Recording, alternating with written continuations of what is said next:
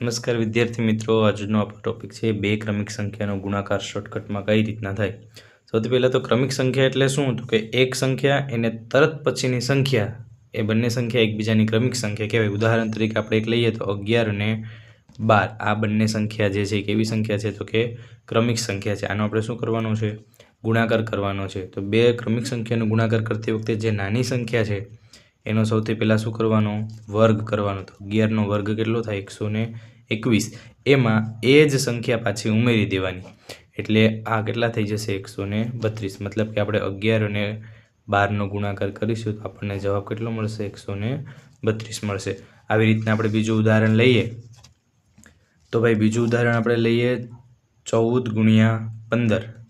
14 ગુણ્યા 15 આપણે કરવાના છે। આ બંને ક્રમિક સંખ્યા છે, તેમાં સૌથી નાની સંખ્યા કઈ છે, તો કે 14। તો સૌથી પહેલાં શું કરવાનો, 14નો વર્ગ। 14નો વર્ગ કેટલો થશે, 196।